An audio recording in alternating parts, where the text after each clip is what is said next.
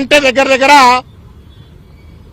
17,000 కోట్ల రూపాయలు 1,700 కోట్ల రూపాయల విలువ చేసినటువంటి ఒక భూమి ఇది.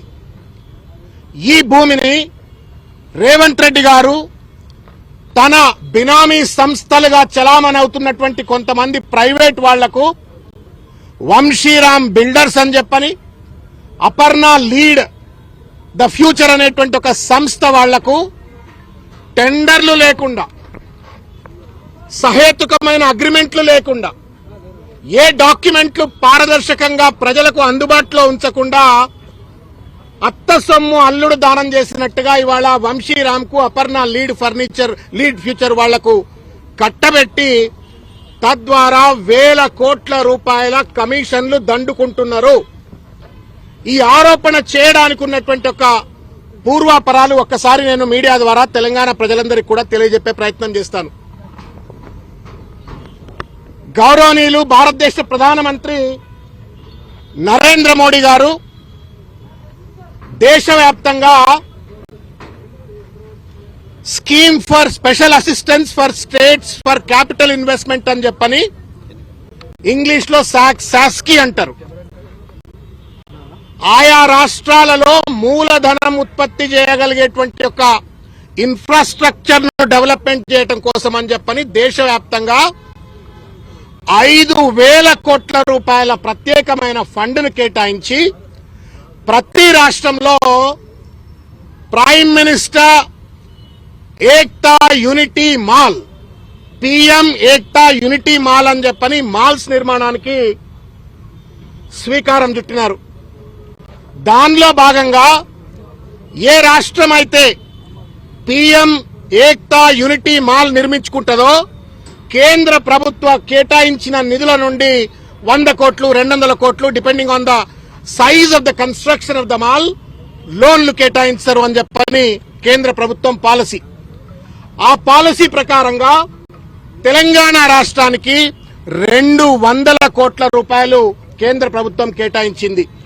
ఇంట్రెస్ట్ ఫ్రీ లోన్ అనేటువంటిది 200 కోట్ల రూపాయల లోన్ వచ్చింది. 200 కోట్ల రూపాయల లోన్ గా వచ్చినటువంటి ఒక సొమ్ము దాంతో పాటుగా దాదాపు 1,700 కోట్ల రూపాయల విలువ చేసేటువంటి ఒక భూమిని మొత్తానికి మొత్తం టెండర్లు లేవు, పారదర్శకమైన అగ్రిమెంట్లు లేవు, అత్త సొమ్ము అల్లుడికి దానం చేసినట్టో లేకపోతే బావలు బామర్దులకు దానం చేసుకున్నట్టో మొత్తానికి వంశీరామ్ బిల్డర్ కు తర్వాత అపర్ణ బిల్డర్ కు కట్టబెట్టి వాళ్ళ ఇక్కడ మాల్ కట్టిస్తున్నారు. మాల్ కట్టిస్తే మీ సమ్మెం పోతుందా అని మీరు అంటుండొచ్చు. మాల్ యొక్క ఉద్దేశం ఏంటి అంటే దేశవ్యాప్తంగా ప్రతి రాష్ట్రంలో ప్రతి జిల్లాలో ఒక ప్రత్యేకమైనటువంటి ఒక ఉత్పత్తులు ఉంటాయి. మన తెలంగాణ రాష్ట్రం విషయానికి వచ్చినట్టయితే పోచంపల్లి చీరలు, ఆ పోచంపల్లికే ప్రత్యేకమైన చీరలు, చేనేత కార్మికులు చీరలు తయారు చేస్తారు. తర్వాత కరీంనగర్ లో సిల్వర్ ఫిలిగ్రీ అని చెప్పని అక్కడ వెండి సంబంధించిన పనులు చేస్తారు. చేర్యాల పెయింటింగ్స్ గానీ, నిర్మల్ టాయ్స్ గానీ, లేకపోతే గద్వాల్ చీరలు గానీ, సిరిసిల్ల చీరలు గానీ, లేకపోతే పెంబర్తి ఇత్తడి ఉత్పత్తులు కానివ్వండి, ఇట్లా దాదాపు మనకు సిద్దిపేట గొల్లబామ చీరలు గానీ, ఆదిలాబాద్ డోక్రాలు గానీ, బంగనపల్లి మామిడి పండ్లు గానీ, వరంగల్ దుర్రీలు గానీ, తివాచీలు అంటాం మనం. ఇట్లా దాదాపు ఒక 17 రకాలైనటువంటి ఒక ఉత్పత్తులు తెలంగాణ రాష్ట్రంలో ఉన్నాయి. ఇట్లానే దేశవ్యాప్తంగా ఉన్నటువంటి అన్ని రాష్ట్రాల్లో కూడా ఆయా జిల్లాలలో వాళ్లకున్నటువంటి ఒక కళల మేరకు ఉత్పత్తులు తయారు చేస్తారు. ఈ మాల్ ఉద్దేశం ప్రధానమంత్రి కేంద్ర ప్రభుత్వం పెట్టింది ఎందుకయా అంటే ఈ మాల్లో ఈ 17 రకాలైనటువంటి ఏదైతే చేనేత కార్మికులు గాని, చేతి వృత్తి కళాకారులు గాని, ఆదరణ లేనటువంటి వాళ్ళు, పెద్ద ఎత్తున మార్కెటింగ్ ఎక్స్పోర్ట్ సపోర్ట్ లేనటువంటి వాళ్ళు, అత్యంత ప్రపంచవ్యాప్తంగా మెచ్చదగినటువంటి ఒక క్వాలిటీ ప్రొడక్ట్స్ తయారు చేసినప్పటికీ కూడా వాళ్ళకు మార్కెట్ సపోర్ట్ లేదు. కాబట్టి ఈ మాల్స్ కట్టించి ఈ మాల్స్ లో ఆ ప్రొడక్ట్స్ అన్నింటినీ కూడా డెమాన్స్ట్రేట్ చేయించి ఇక్కడ గనక వ్యాపార లావాదేవీలు జరిపినట్టయితే దేశ విదేశాల నుంచి వచ్చే టూరిస్టులందరూ కూడా ఈ కొనుక్కుంటారు అని చెప్పని ఒక ఉద్దేశం. రెండో ఉద్దేశం, తెలంగాణ జిల్లా స్పెసిఫిక్ ఉత్పత్తులే కాకుండా మిగతా రాష్ట్రాలకు సంబంధించిన ఉత్పత్తులు కూడా ఇక్కడ షోకేస్ చేయాలా అని చెప్పని మాల్స్ కట్టేయడం కోసం అని చెప్పని ఆయన ప్రతిపాదన పెట్టిండ్రు. ఇది కేవలం తెలంగాణ కళలు, తెలంగాణ సంప్రదాయక వృత్తులు, తెలంగాణ పేదలు మధ్యతరగతి వర్గాలు తయారు చేసేటువంటి ఒక ఉత్పత్తులను షోకేస్ చేయడం కోసం మాల్స్ కట్టామంటే రియల్ ఎస్టేట్ బ్రోకర్ అయినటువంటి ఒక రేవంత్ రెడ్డి రియల్ ఎస్టేట్ మనస్తత్వంతో దీన్ని 27 అంతస్తుల బిల్డింగ్ అని చెప్పని కడుతూ దాంట్లో ఇవాళ పెద్ద ఎత్తున ఒక ప్రైవేట్ రియల్ ఎస్టేట్ వ్యాపారానికి పాల్పడుతున్నాడు. కేంద్ర ప్రభుత్వ లక్ష్యం ఇక్కడ ఉన్నటువంటి ఒక చేతి వృత్తి కళాకారులకు సంబంధించినటువంటి ఒక ఉత్పత్తులను షోకేస్ చేయాలా, దేశవ్యాప్తంగా ఉన్న ఉత్పత్తులను షోకేస్ చేయాలా.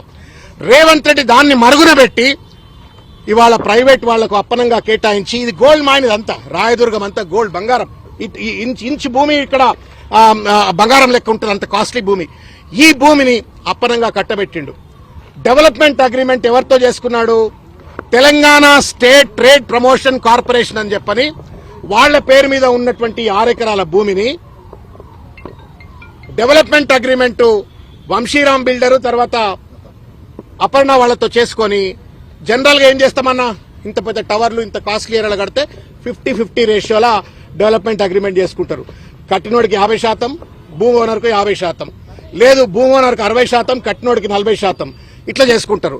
రేవంత్ రెడ్డి ఏం అగ్రిమెంట్ చేసిండు తెలుసా? 27 లక్షల స్క్వేర్ ఫీట్లు కట్టేటువంటి ఒక ఈ అంతస్తుకు, ఈ రాజమహల్ కు ఇక్కడ కేవలం 9 లక్షలు మాత్రం ప్రభుత్వానికి ఇస్తారట, ఎంగిలి మెతుకులేసినట్టు. 18 లక్షలేమో అపర్ణ వంశీరాముడు దొబ్బిపోతాడట. వాళ్ళ ద్వారా కమిషన్లు రేవంత్ రెడ్డి దండుకుంటారట. మనమంతా కళ్ళప్పగించి చూడాలట. ఇది రేవంత్ రెడ్డి చేస్తున్నట్టుగా దుర్మార్గమైనటువంటి ఒక నీచమైన నికృష్టమైనటువంటి ఒక రాజకీయ రియల్ ఎస్టేట్ దందా. దానికి తోడుగా ఆ టెండర్ అగ్రిమెంట్లు మనకు వస్తున్న సమాచారం మేరకు ఏంటంటే, ఎఫ్ఎస్ఐ అగ్రిమెంట్ జరిగి ఇవాళ 27 ఫ్లోర్లు, రేపు పొద్దుగాల ఒకవేళ 54 ఫ్లోర్లు కూడా కట్టుకోవచ్చు అని చెప్పని మున్సిపల్ కార్పొరేషన్ వాళ్ళు పర్మిషన్ ఇచ్చినట్టయితే మరి దాంట్లో కూడా వాటా రావాలి కదా. వాటా రాదట ప్రభుత్వానికి. మొత్తం అపర్ణోడు దెబ్బిపోతాడట, లేకపోతే వంశీరాముడు దెబ్బిపోతాడట. ఎవడల్లుళ్ళు? రేవంత్ రెడ్డి అల్లుళ్ళు లాభీలేమనా? తెలంగాణకి ఏమైనా అల్లుల్లా? ప్రజలకు రావాల్సిన సంపద, ఉత్పత్తి కళాకారులకు రావాల్సిన సంపద, పేద మధ్యతరగతి వర్గాల ఉత్పత్తులను షోకేజ్ చేయమంటే దీన్ని ఒక రియల్ ఎస్టేట్ దందాగా మార్చినావు. రియల్ ఎస్టేట్ దందాను మార్చినావు పో, కానీ మార్చిన తర్వాతనైనా తెలంగాణ ప్రజలకు ఖజానాకు రావాల్సిన సంపదను రాణిస్తున్నావా అంటే అక్కడ కూడా ఇష్టం వచ్చినట్టుగా ఒక తప్పుడు అగ్రిమెంట్ చేసుకుని ఇవాళ మొత్తానికి మొత్తం ప్రైవేట్ వాళ్ళకి కట్టబడి తద్వారా ఇవాళ దోపిడీకి పాల్పడతా ఉన్నాడు. ఇది కేవలం భూమి కనబడంగానే గద్దెల లెక్క వాలుతూ ఇవాళ భూదోపిడికి పాల్పడతా ఉన్నారు. నిన్నటికి నిన్న కేటీఆర్ గారు ఒక అంశాన్ని లేవనెత్తిండ్రు. కొండలరెడ్డి గారు అని చెప్పని రేవంత్ రెడ్డి గారు తమ్ముడు, ఆయన ఏం చదువుకుండో ఏం చదువుకోలేదో ఎవరికి తెలియదు. సడన్ గా ఒక డిఫెన్స్ మ్యానుఫ్యాక్చరింగ్ కంపెనీకి చైర్మన్ అయిపోతాడు. దానికి 100 కోట్ల రూపాయల విలువ చేసే భూమి రాజదలుచుకుంటే దెబ్బలెక్కదు అన్న.